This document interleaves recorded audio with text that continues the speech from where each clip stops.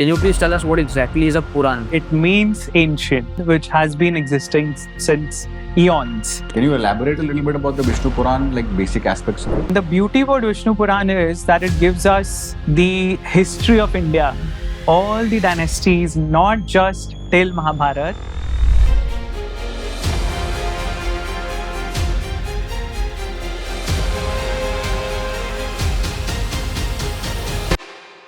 In the Kali Yuga, who will be the dynasties that will be ruling? I have generally been told to stay away from the Garud Puran. Can you tell me why? They are mostly surrounding death. It could be an intellectual exercise, but if don't get too engrossed. What is the Yamalok? Who is Yamaraj and who is this Chitragupta? He is the lord of the dead. Basis our own karma, he tells us where we are headed now. Who exactly is the avatar and what is expected of him? God descending as a being. See, the purpose of Lord Vishnu is to maintain the balance between good and evil. There is an immortal bird called Bhushundi. He tells Vashisht that things happen and incidents repeat, but always with variations. What did the Puran say about the Kali Yuga in terms of specific details of how it will be?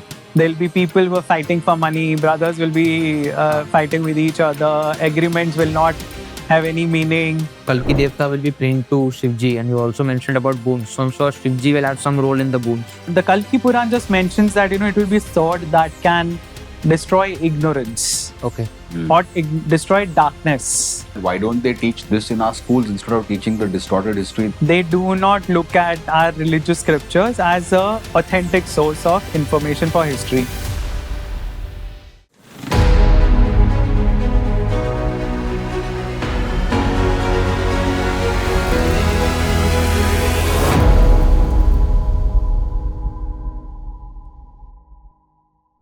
Namaste and welcome to this episode of the Oddcast Show. There are many aspects of life which science does not have any evidence of, such as death. Where is mankind really headed with their values?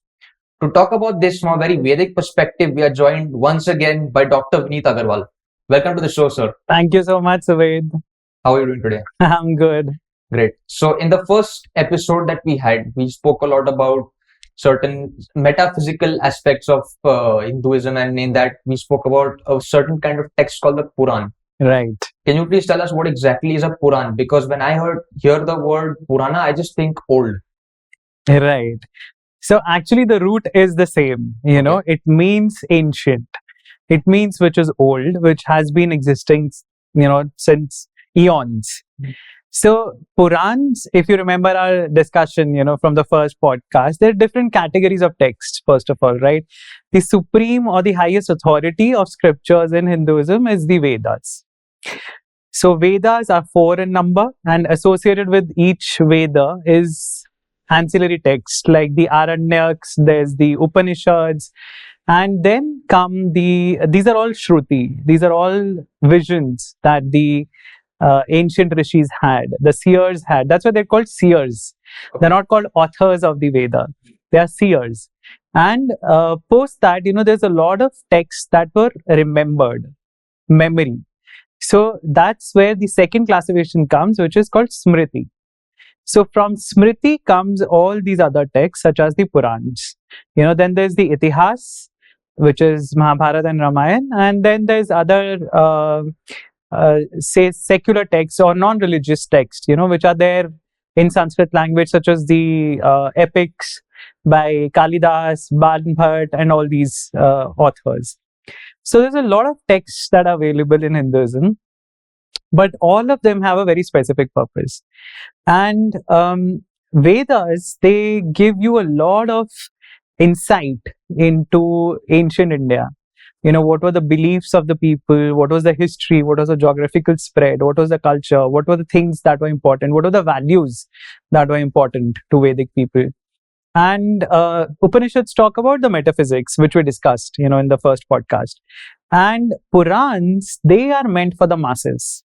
So all the, the pithy aphorisms of the Upanishads or the hints that the Vedas give about certain stories, all of them are elaborated in the Purans. So that is the value of Purans, because Vedas, and see, now we have the translations available, but earlier you had to know Vedic Sanskrit Yes. to understand, to read Vedas and to understand them. Not everybody was qualified to do that. Not everybody had the access to learning that kind of Sanskrit, right? So it was a very restricted domain. But Purans, they were written in a simpler language, and they were penned down primarily for the benefit of the masses. Because Ved Vyasji, who is considered the author of the Purans as well as the Mahabharata, he's written down all the Purans. And he did it expressively with the view that, in Kali Yuga, people would not have that much caliber or that much intellect to understand the Vedas by themselves. So they will need supplementary texts. And that is why the same knowledge, the same principles, they are given in the Purans in the form of stories. And the Purans also record a lot of historical data, the dynasties, the lunar dynasty, the solar dynasty, a lot of incidents related to the gods, to the Rishis, to the Saptarishis, to the Asuras, the conflict between Devas and Asuras, and there's lot of symbolism in the Purans. So that is the value of Purans.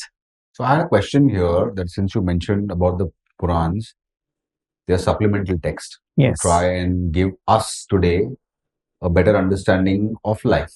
Yes. And a way to lead this life successfully. How many Purans are there?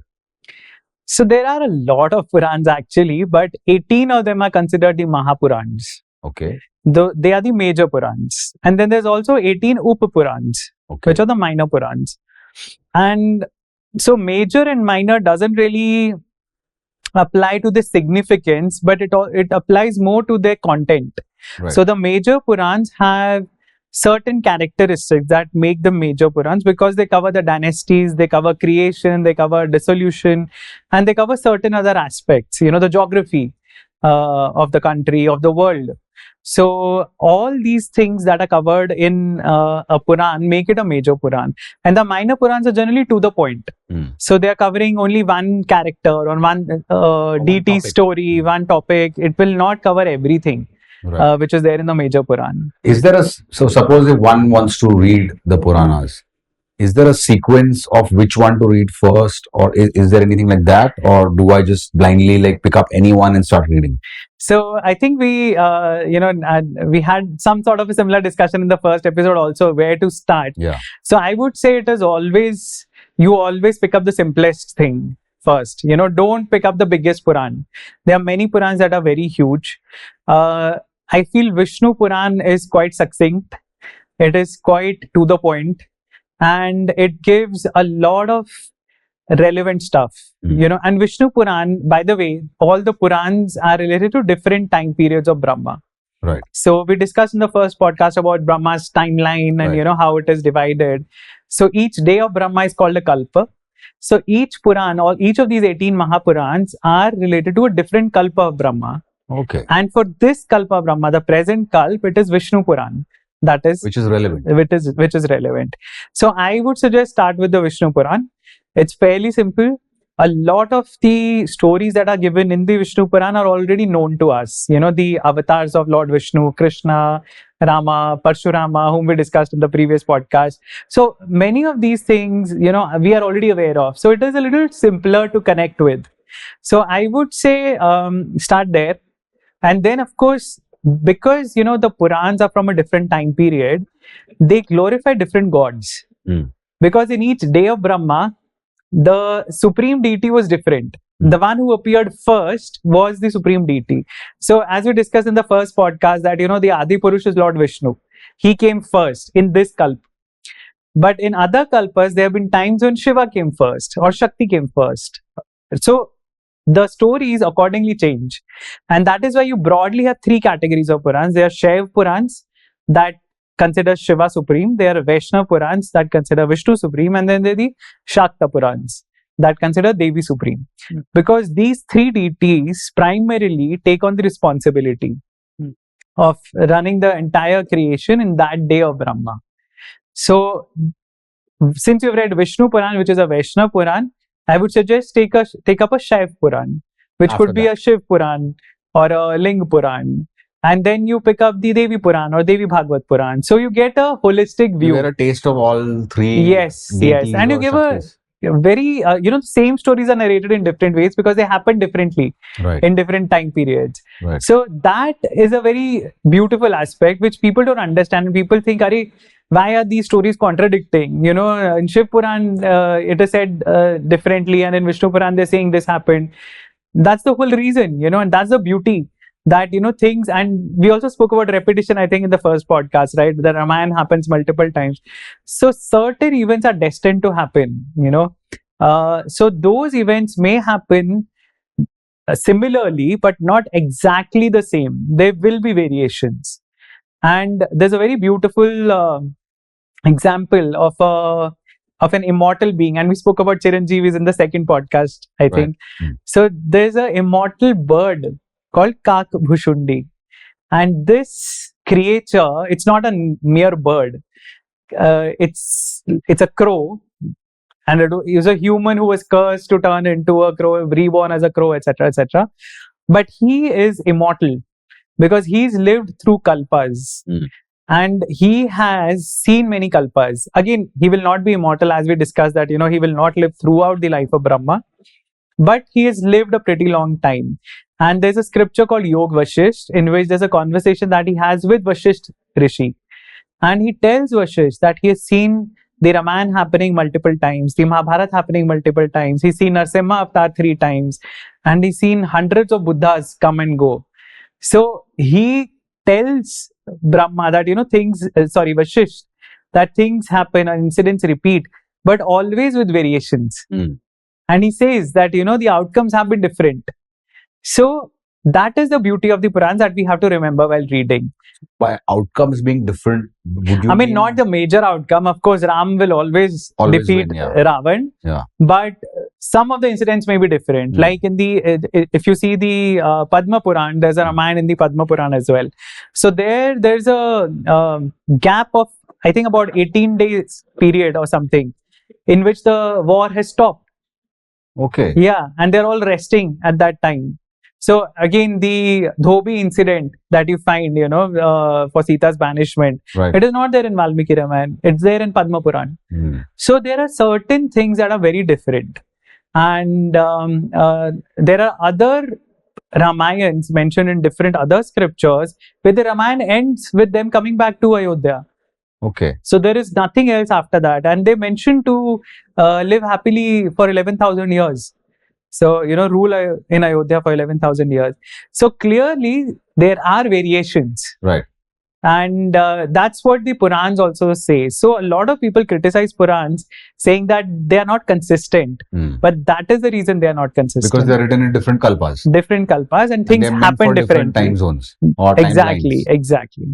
Right. And there's no competition amongst the gods for superiority. Okay. Each of them has a different role in different days. Okay. So which one is meant for our time then? Vishnu Puran. Okay. Can you elaborate a little bit about the Vishnu Puran, like basic aspects of it?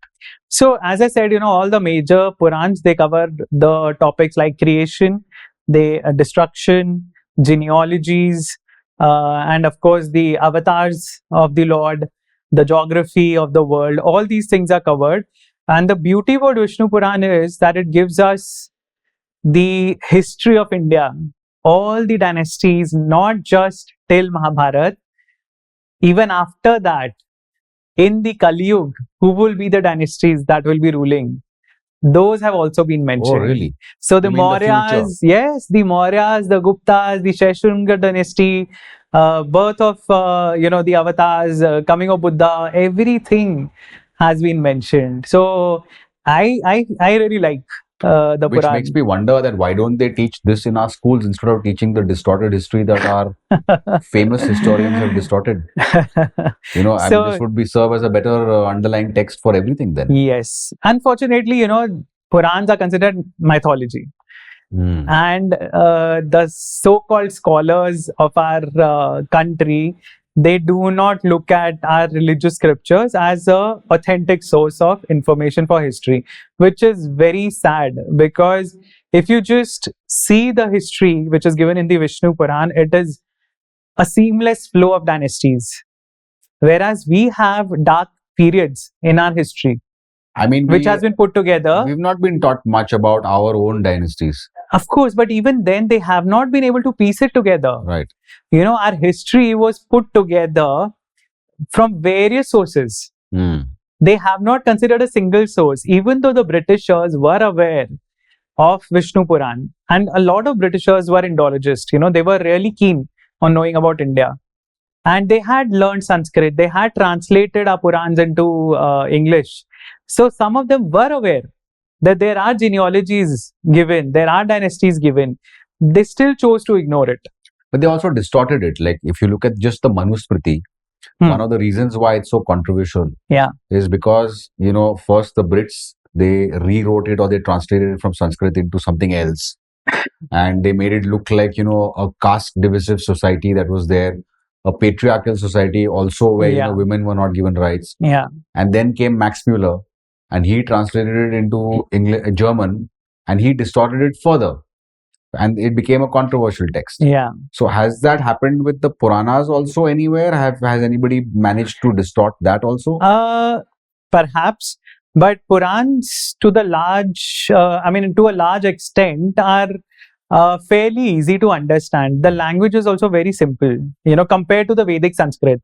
So Ramayana, Mahabharata and the Purans, the Sanskrit is very different from the Vedic Sanskrit. Okay. So if you have learned Sanskrit, you've learned basic Sanskrit also, you will still be able to make some sense out of these texts that is given in these scriptures. But can one read it in pure English and understand it, or the words not?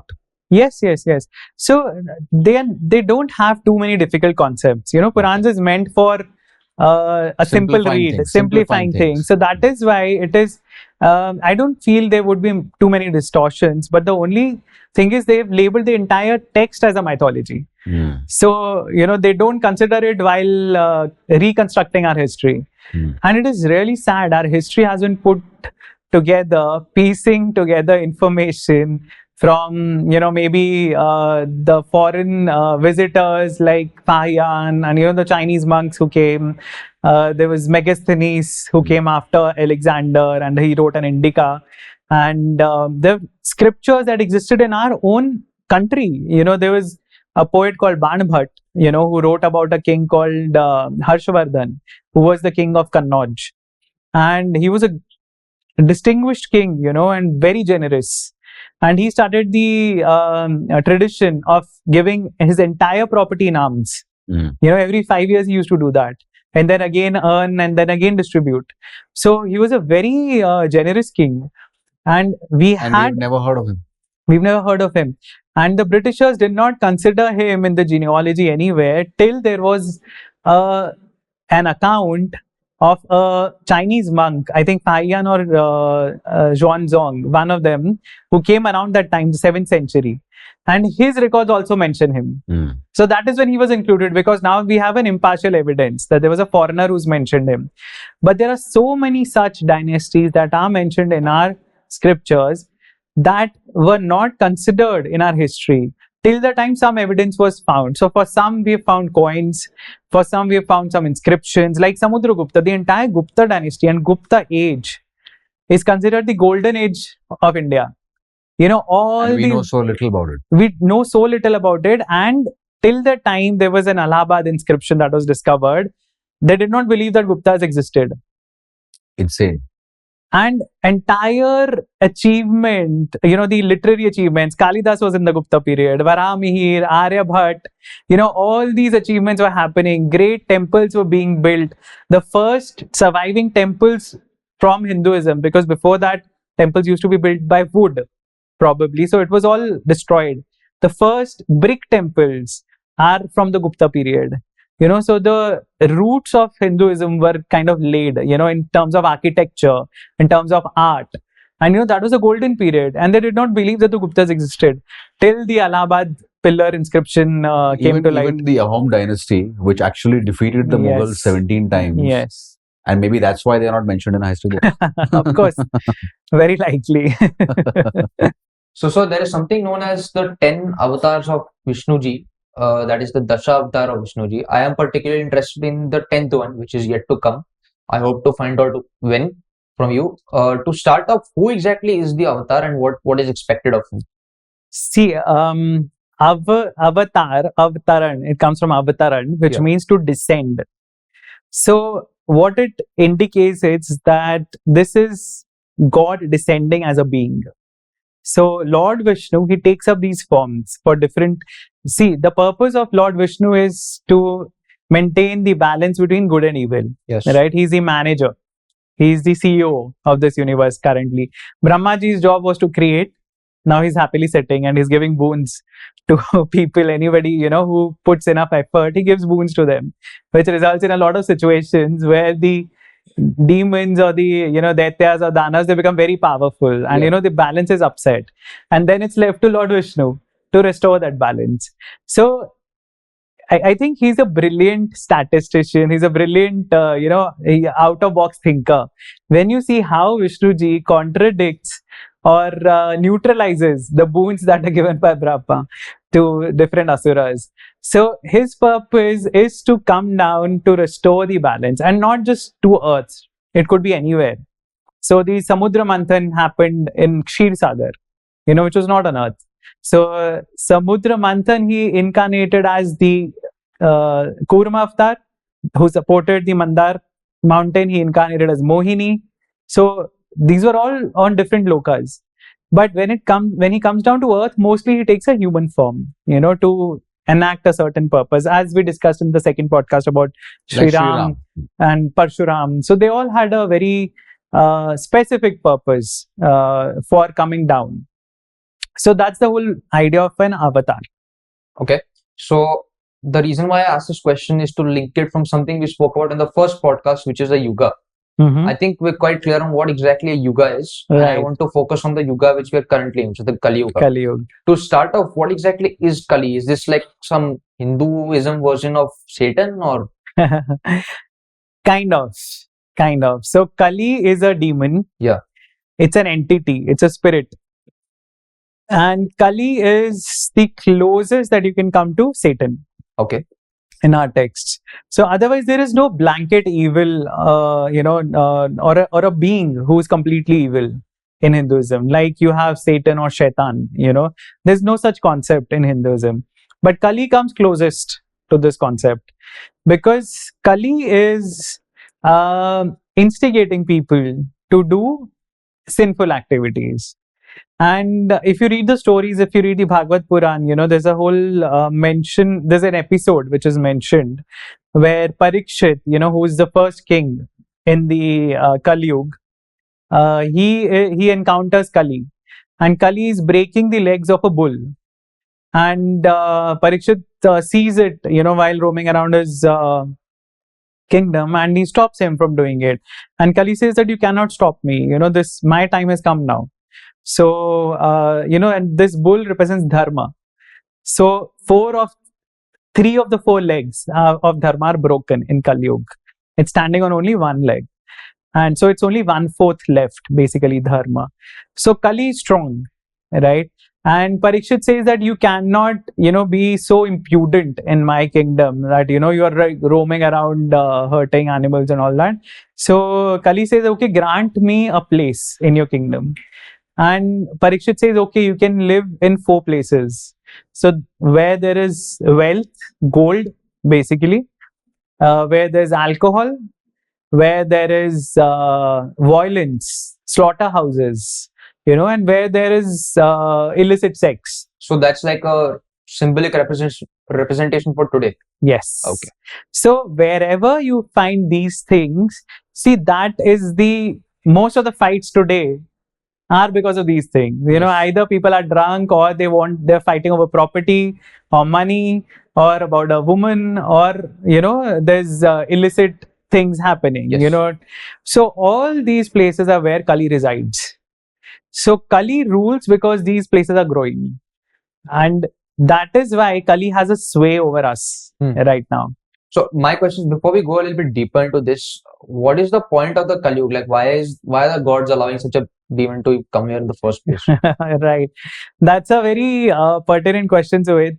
I feel this is a necessary offshoot of a Satyug. Everybody's good. Everything is hunky-dory in a Satyug, right? But people are not all sattvic, right? There are three gunas that we have. There's sattvic, rajasic, and tamasic. So sattvic is the mode of goodness, rajasic is the mode of passion, and the mode of ignorance is tamasic. All of us are a mix of these three gunas. So in Satyug, there is a preponderance of sattva guna. Most of the people are sattvic, but there will be some tendencies, right? Every sattvic person now and then will do something which is rajasic, might do something which is tamasic, right? Now, if you remember the first podcast, we talked about karma. Yes. It all ties up. Over the yugas, all these, the sattvic tendencies are building up, which is good. But sattvic tendencies are going down with every yuga. Yes. The rajasic tendencies are going up. And by the time of Kali Yuga, the tamasic tendencies have come up. They need a release. So Kali Yuga is like that pressure valve. Okay. That allows all that pent up tamasic energy to release. It is meant to happen. It will happen. It's a cycle. It's a cycle. Only when all this tamasic energy has been released, that's when you go back to the sattvic yuga, which is Satyug. Okay. So when are we going into the Satyug? So according to the scriptures, this is a long time. So because Kali Yuga is 432,000 years, a lot of people do not believe it will take that long. But again, it's hard to say because our scriptures do not give us a clear idea, clear indication. There are some astrological conjunctions that are mentioned regarding the birth of Kalki. Yes. But that can be repeated. There are multiple time points. Do we know when he's being born? So that's what I'm saying. The same conjunctions can happen multiple times. So we don't know for sure that, it will be this year or this year or this year.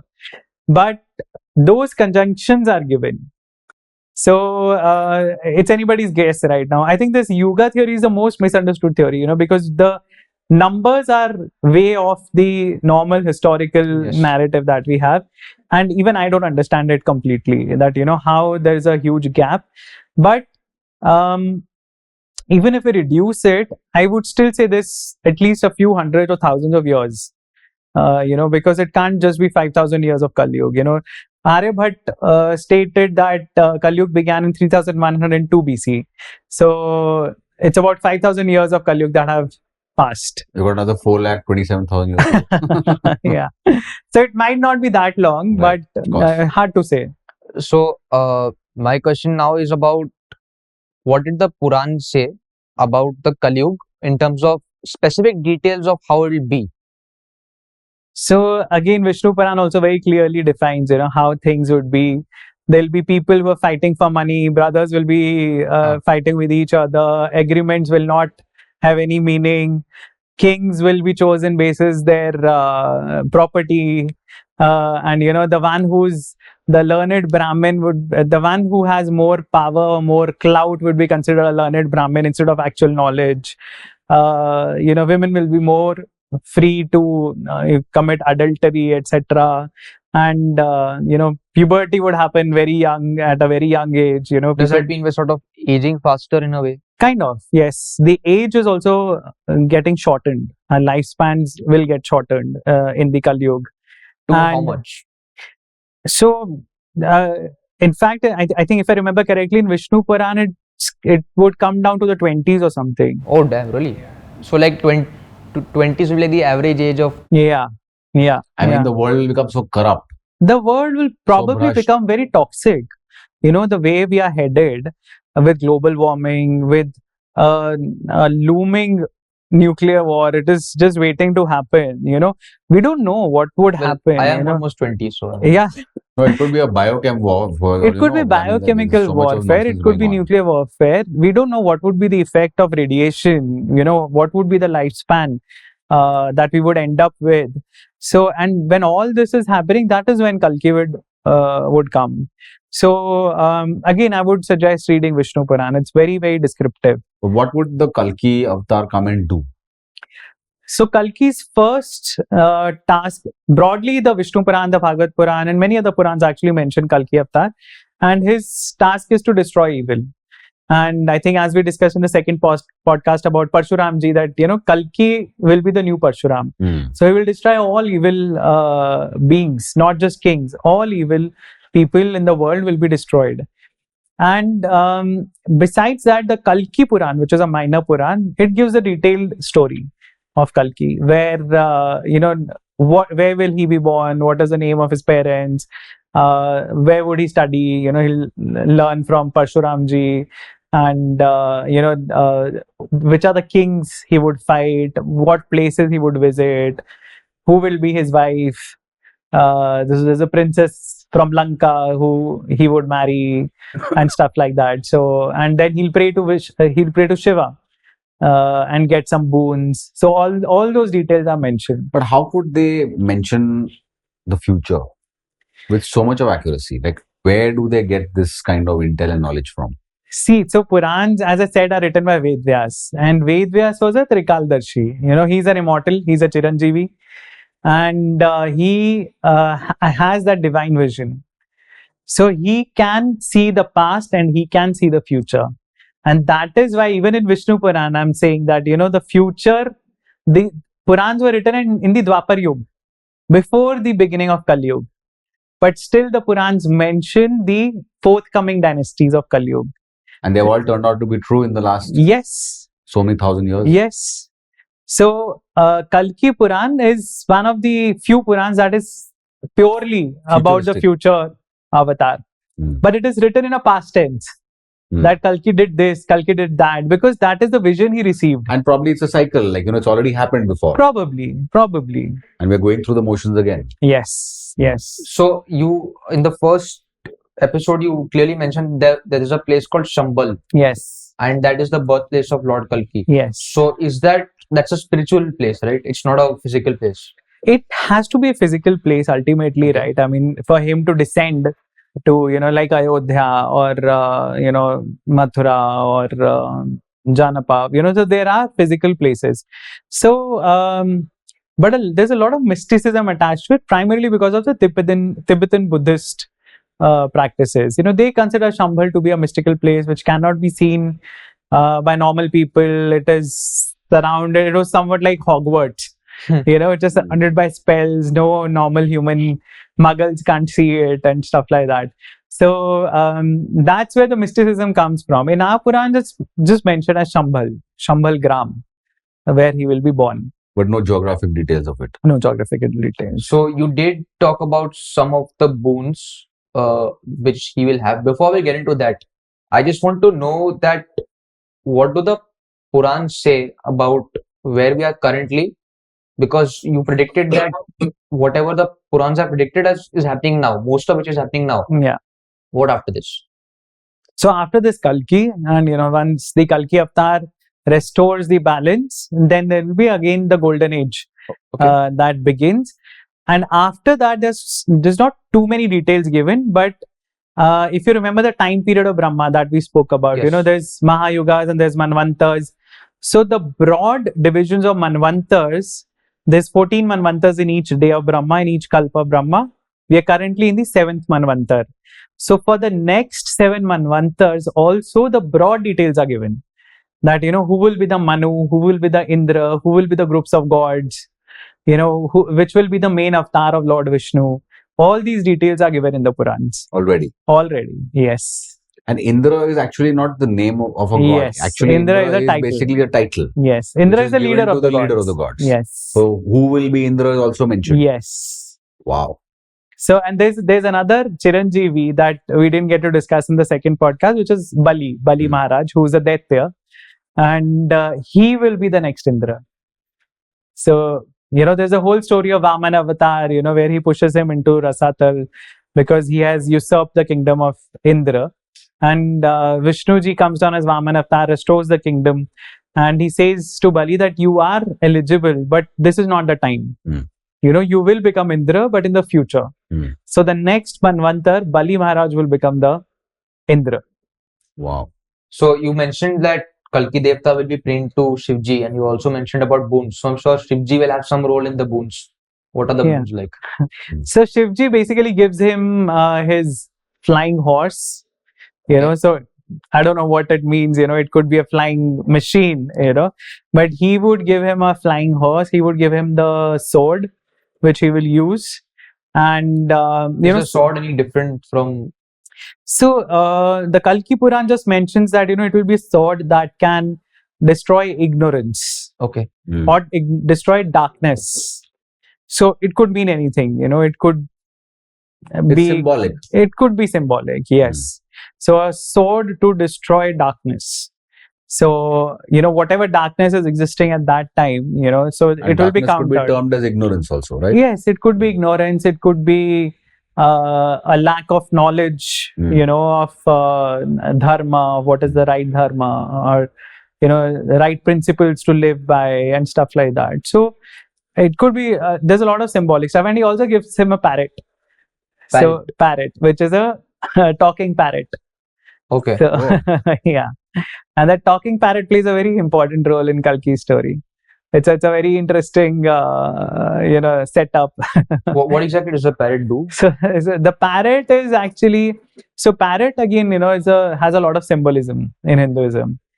In fact, there's multiple goddesses who actually hold a parrot in their hand. So parrot is the only bird that can very accurately mimic human sound. Right. It can speak like a human. So it is considered an artist. So parrots are associated with arts, and it is considered, of course, a very intelligent bird. So this talking parrot, he will be the mediator between Kalki and the princess of Lanka. So he's the one who is actually visiting Lanka. He sees the princess, comes back and tells Kalki about it, and then Kalki goes there and proposes, and that's how the He's a matchmaker. He's a matchmaker. In current India, they Joshis on everywhere they use parrots. They use parrots. See. Okay. There's some videos I've seen regarding the bhavishya of this entire movement, where they say that the dharma will be so deteriorated that there'll be a huge acid rain that comes and wipes out all the vegetation, and after that mankind will have to turn towards cannibalism, and then it'll be so bad that it'll be as bad as Lord Yam's Nark levels. Is that true? So some of the descriptions indicate that it will be a very difficult time, not exactly acid rains and stuff or cannibalism, but things would be really bad in the sense that people would leave the cities and go and live in caves and forests. And the kind of scenario that you're talking about is more related to the pralay, the end of days, which is when there will be huge fires. A lot of vegetation will be destroyed, and after that there will be flooding. So it will be extremes of temperature. Probably that's again where we are headed, with the global warming. So there's spontaneous fires everywhere, and in summers, and then there'll be torrential rains, that will flood the land, etc., etc. But for Kali Yuga, the things will be just bad enough that humanity will be just probably at the verge of extinction when Kalki comes, because and he reestablishes the principles of dharma so that we can again prosper. Okay, which is why I will now ask you about another Puran called the Garud Puran. Before we get into that and find out who Lord Yam is, I have generally been told to stay away from the Garud Puran, but I never understood why exactly. Can you tell me why? So the topics that Garud Puran deals with, they are mostly surrounding death. Yeah. So that is the reason a lot of people advise not to read Garud Puran. It could be an intellectual exercise, but if don't get too engrossed in it, because there's details of the Naraks, all the hellish planets. If you remember, we've spoken about the lokas. Yes. And I said that below the 14 lokas are the 28 hells. So there's a description of all the hells. They also mention what kind of sins lead to which hell. What is the journey of the soul after death? What all it crosses, what happens to the soul. So some may consider it a little morbid. And that is why, it's not encouraged to read it unless there's been a death in the family and you're trying to understand what is happening. But it also holds a lot of information, about the rituals related to death. Why do we do a termi? And, why a Shraddha is important, and all that. So all that information comes from, it comes from various sources, but Garud Puran also highlights all these rituals, why they are important. Okay. So, what is really this journey of the soul after death? Because again, the Garud Puran, from what I've seen, I've not read the book personally, but the Garud Puran seems to have a lot of attention-grabbing things, such as, for example, when the soul is leaving the body, it's supposed to be a very painful experience. They've also said that there are it feels like thousands of scorpions are coming and stinging me all over, and then it also feels that that's why people are scared of death. They say that's why, because they remember it from their past lives. Yeah. So, what is the truth? So again, I wouldn't like to go too much into detail of this, why scare people. But see, death is the ultimate truth of life, right? And I feel that instead of getting scared with the concept of death, which is inevitable, we should understand what has been told in the Bhagavad Gita, where Krishna says that, soul cannot be destroyed. Right? It cannot be cut by weapons, it cannot be burnt by fire, it cannot be soaked in the water, etc., etc. It is the only thing that is immortal, eternal, right? And just as a human being changes clothes from old ones to new ones, a soul changes a body from the old one to new one. The fear comes when we identify ourselves with this body. I am Vineet. Right? You are Suved.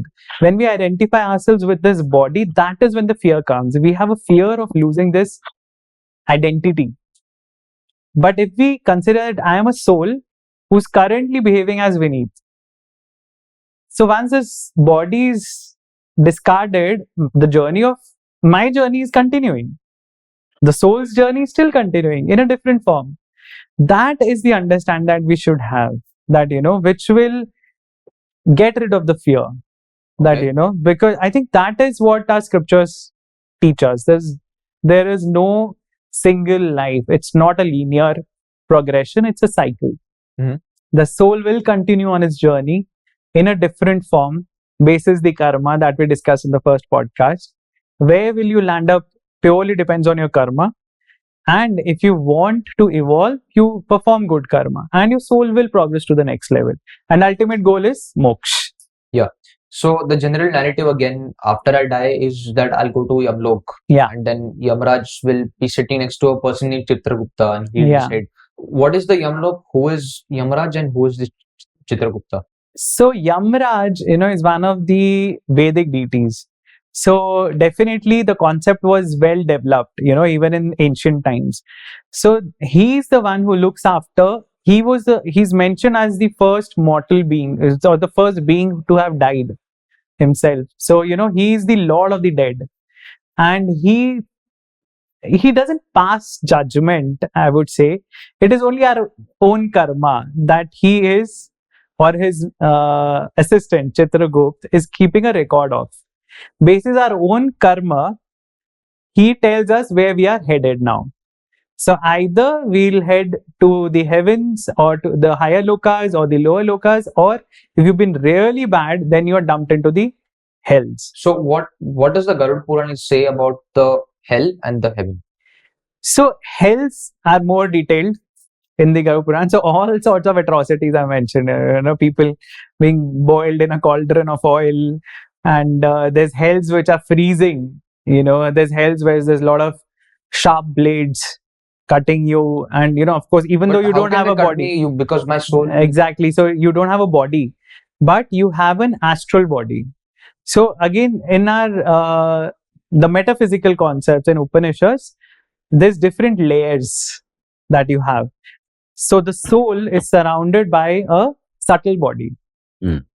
Right? And then there is the gross body. So this is the gross body we can see, but there's also a subtle body surrounding the soul. So when the soul leaves this body, the subtle body is still covering it.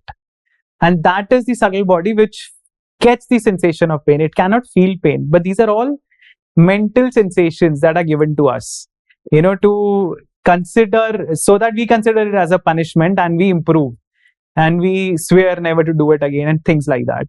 So it is a little Again, morbid, I would say, that it deals with all these kind of issues, and it deals with all these kind of punishments and the sins and the injustices that you have done in this life, how they will be punished in the underworld. But what's the point of punishing them there when they just take rebirth and get punished again?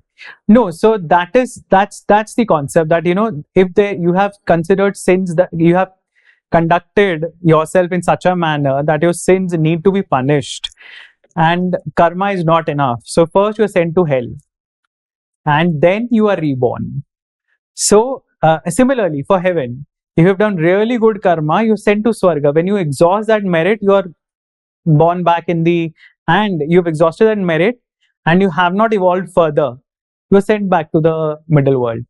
To try and evolve or devolve again. Yes. So that's why I remember I said that middle world is the main. It's the testing ground. It's the testing ground.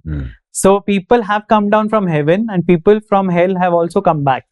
So after serving their punishment, the beauty about our philosophy is that there's no eternal damnation. You're not suffering in hell forever. After you've served your punishment, you come back to heaven, and there's given that opportunity. You are given that opportunity to restart your life. So even Pandavas had to go to hell for 5 minutes or so. Yes. Right? But they were not in hell forever. Yes. They were there just for those 5 minutes or 10 minutes for whatever sin they had committed. And then, they were there for more than that. Yudhishthira was there just for 5 minutes. When he sees his brothers and his wife, there. And that's when he asked that what have they done? And all the sins that they had committed were narrated. And so Yudhishthira said, then why am I here? Because he had lied about Ashwathama. So that was the one sin he had committed, because of which he had to see hell. But that's about it.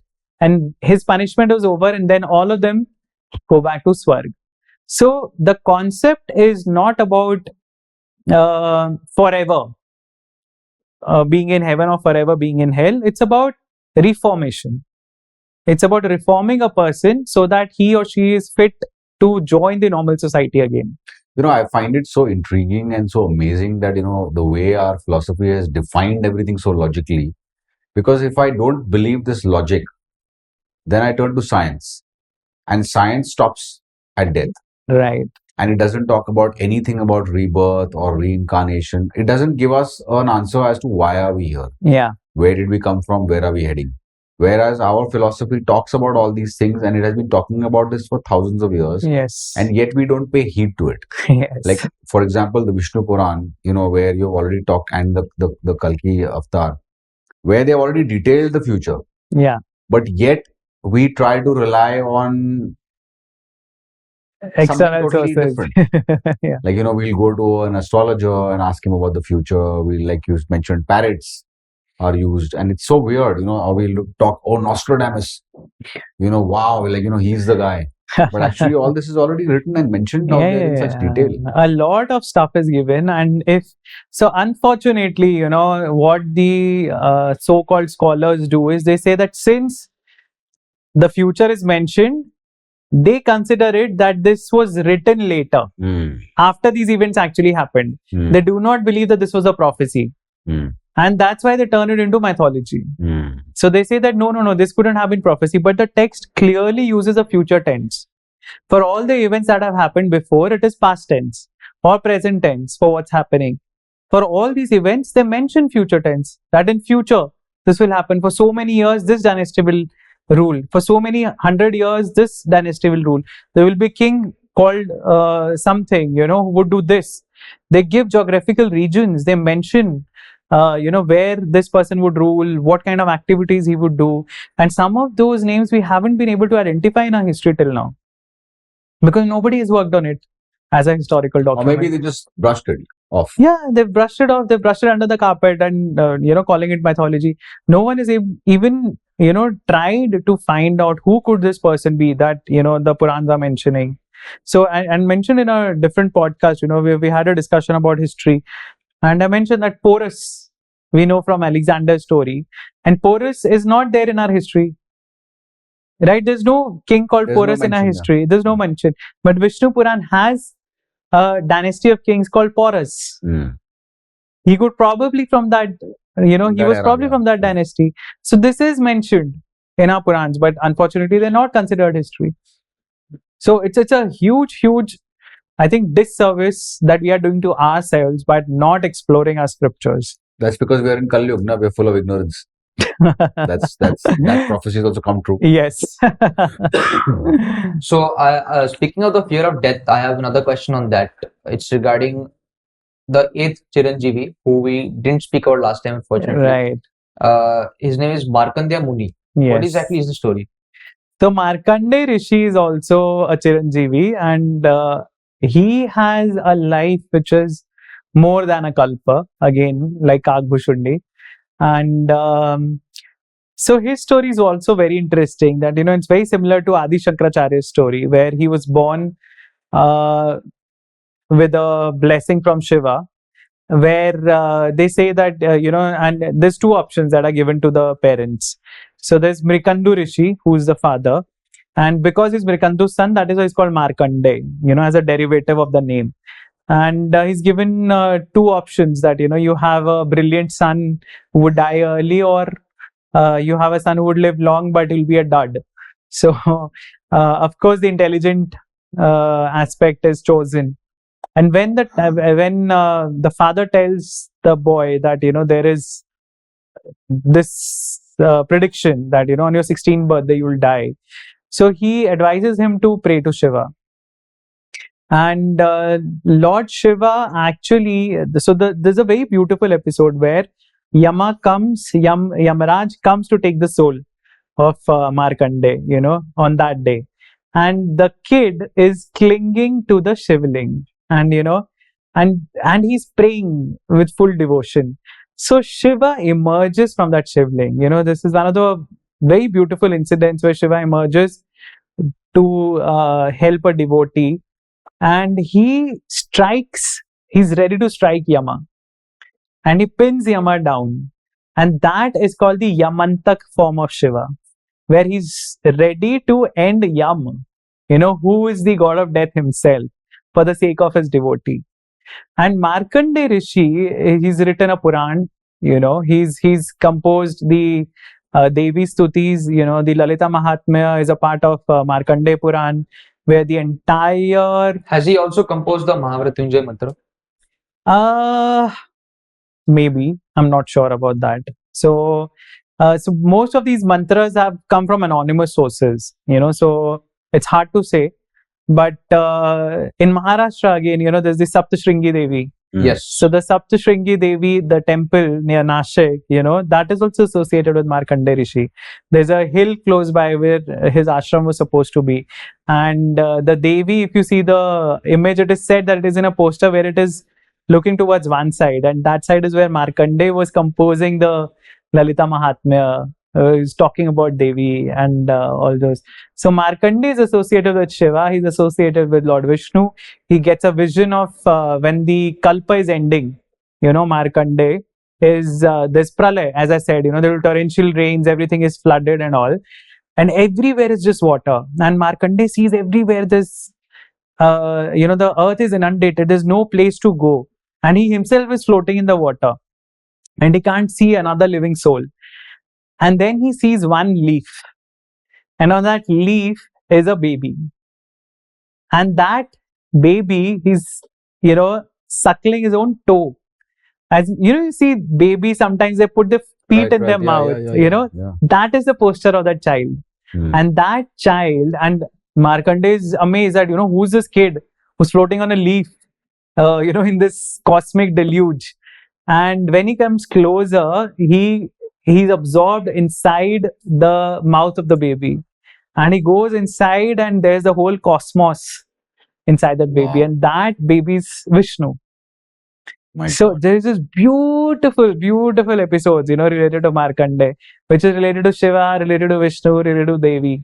There's so much we don't know. Actually, Yes. sometimes you feel that you know nothing. Yeah. We know nothing. True. The more you read, the more you realize, how less you know. Absolutely. So I think this has been another great podcast, a great episode where, we've understood that the best way to dispel darkness is knowing, learning. And I would thank Dr. Vineet ji for coming again on the Oddcast Show and giving us a systematic way of, what to read in what sequence and how to learn and try and be less ignorant in this yoga. Right. So thank you very much, Dr. My Vineet ji. pleasure again. Thank you so And much. I would urge your audience to watch the previous podcast also, Of course. previous episodes, Of course. to get more knowledge. Of course.